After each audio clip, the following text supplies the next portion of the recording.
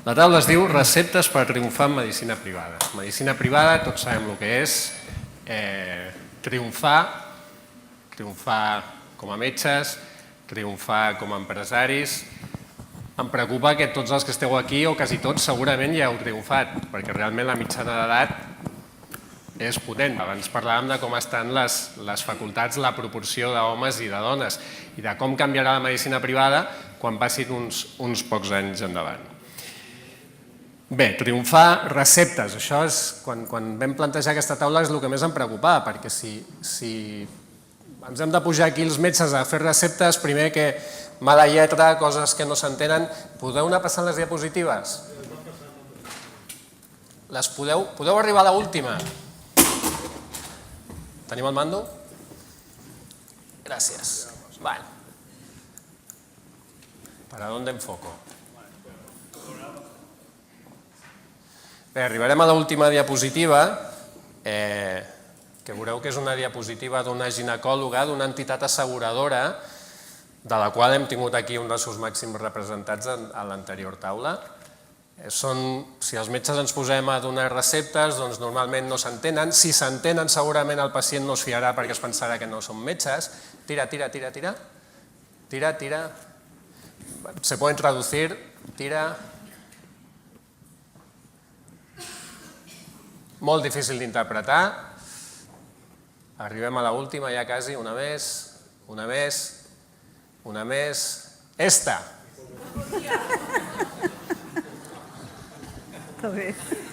Mirada arriba, On està el doctor Serra? Molt bé. Vale, fuera, que no queda serio.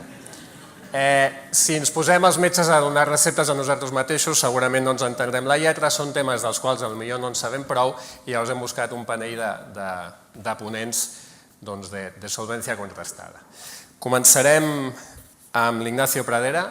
L'Ignacio Pradera és llicenciat en Medicina i Cirugía, especialista en oftalmología, con un número de MIR dividido por 1000 veces menor que el mío.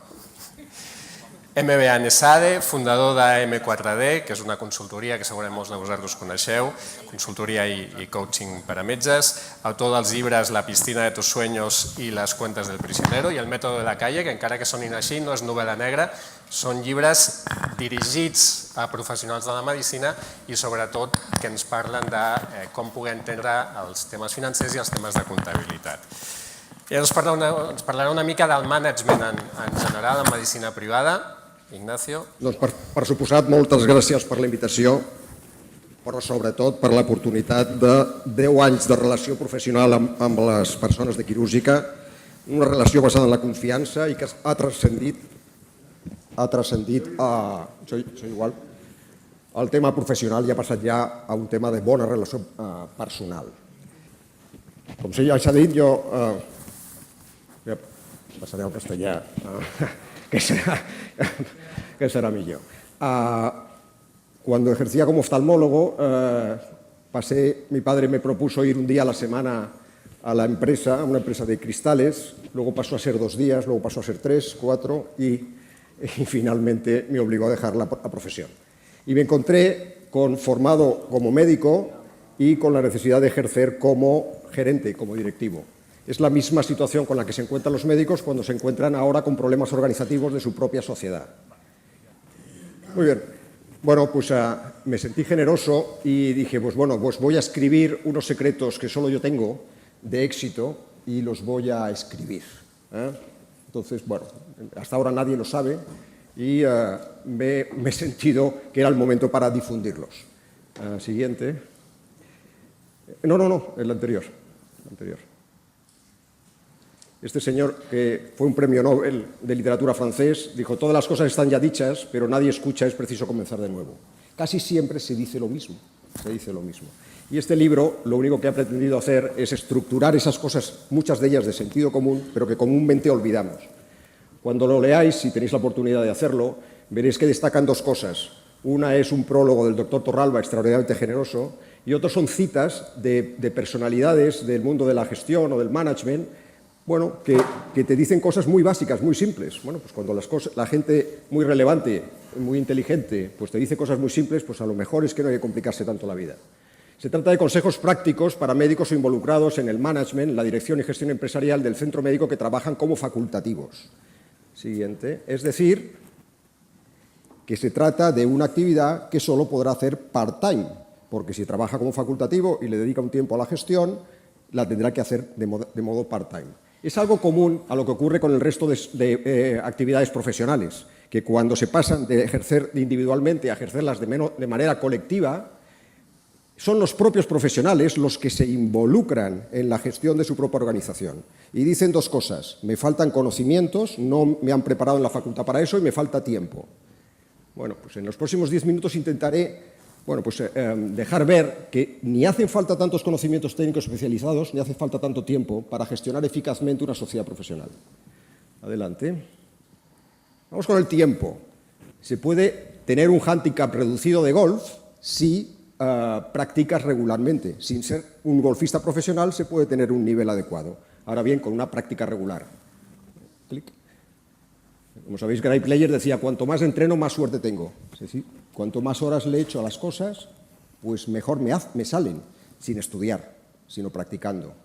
Cuando uno empieza a hacer running, sí, está bien, y que termina sacando la lengua cuando llega a la esquina, no se puede imaginar que un año más tarde pueda participar en un maratón de Nueva York, pero poco tiempo después. Entonces te parece increíble que unas cosas que parecen increíbles, si te dedicas con ellos, si te pones una meta, si te pones un calendario y eres fiel a él, las terminas consiguiendo. La natación es otro deporte que nos recuerda que para mejorar la técnica no hay que estudiar libros, hay que tirarse a la piscina y practicar. Y el tenis nos recuerda tres cosas. Una, que el compañero de tenis es como el compañero, el socio, que hay que buscarlo donde tú eres débil, que él sea fuerte, y donde tú eres fuerte, que él sea débil. Segunda cosa que nos recuerda es que la práctica regular te permite tener un nivel adecuado sin ser tenista profesional.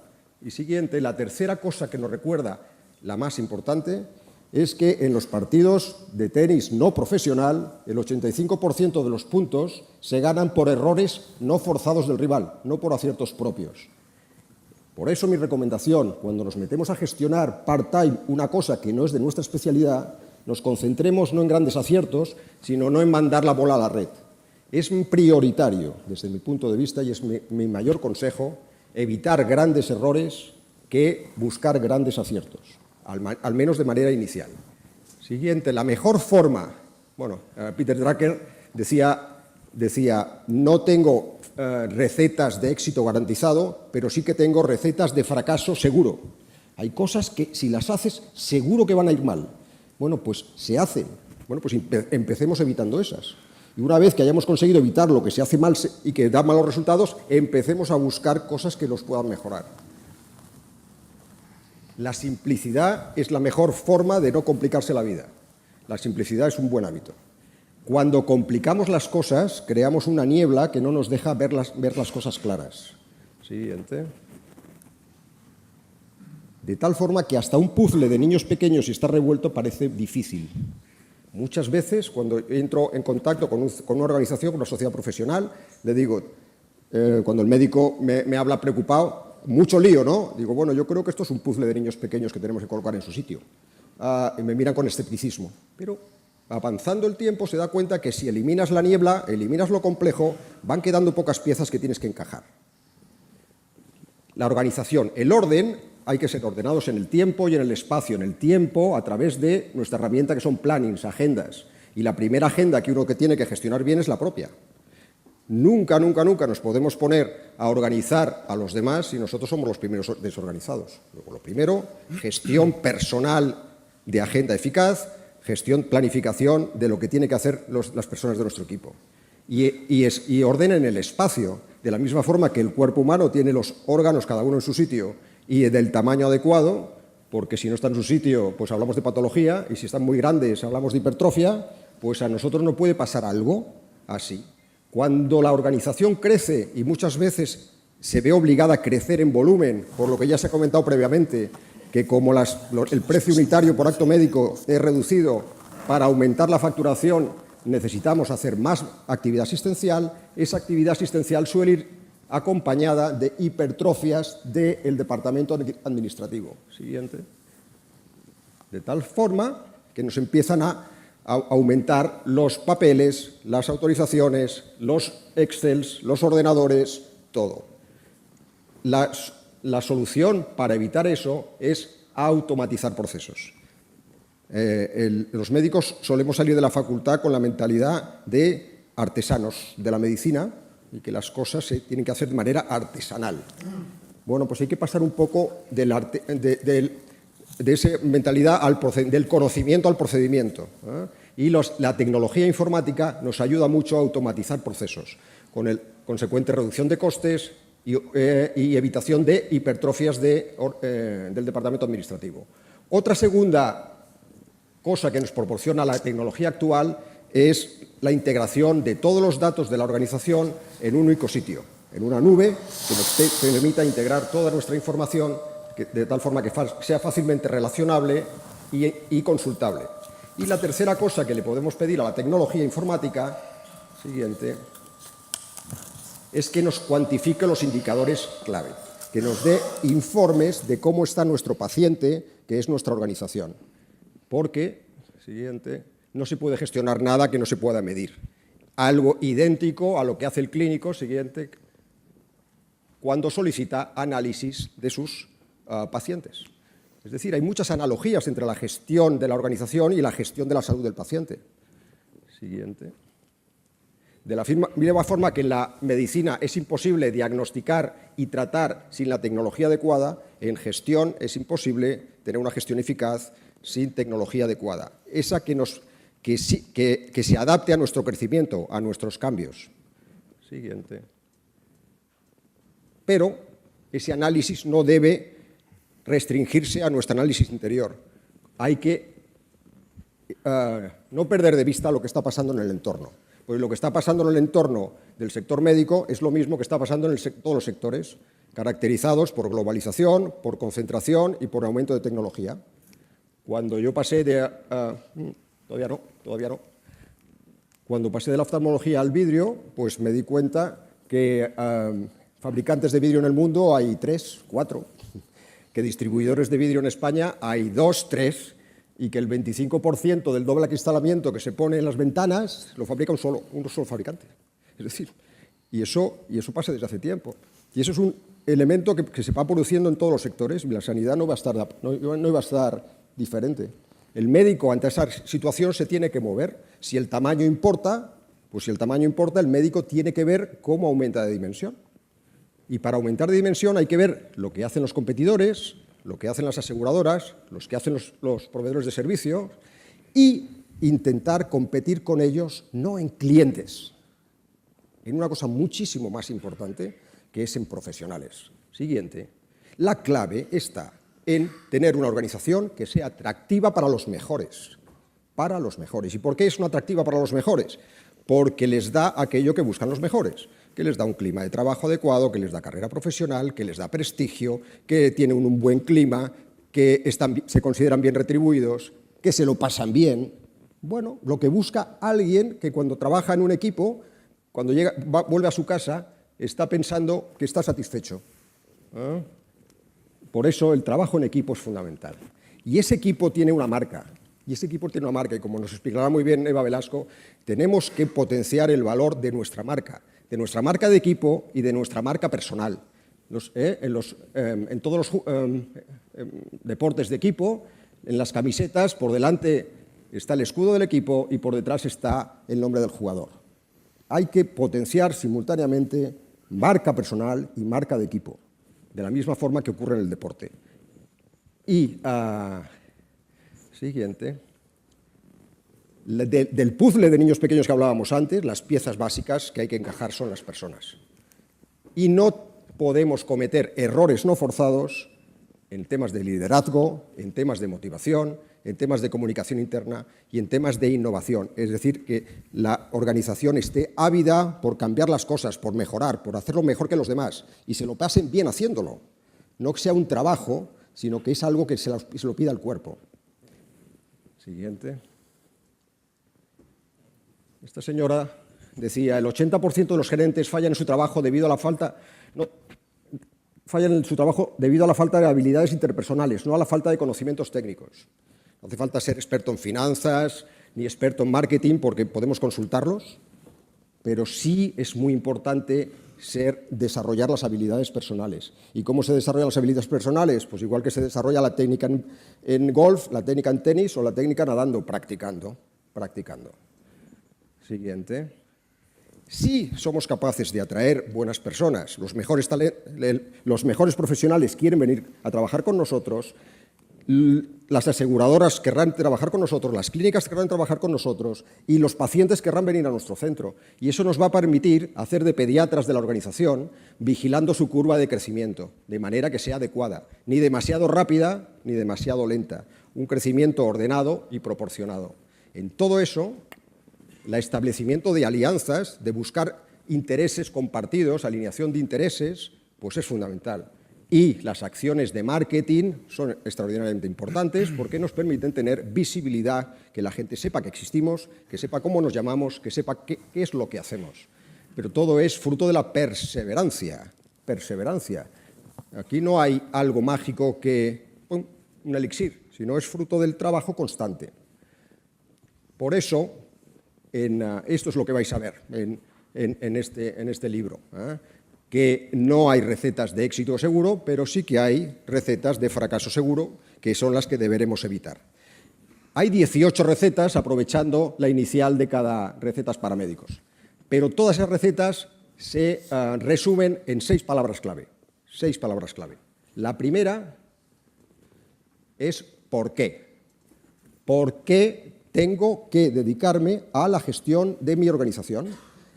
No cómo lo voy a hacer, no me preocupa cómo lo voy a hacer. No sé, yo ya sé que no tengo conocimientos, pero no es vuestra primera pregunta. La pregunta es, ¿merece la pena hacer el esfuerzo? Si tenéis el por qué, encontraréis el cómo, porque le dedicaréis tiempo, practicaréis y bajaréis vuestro hándicap. Siguiente.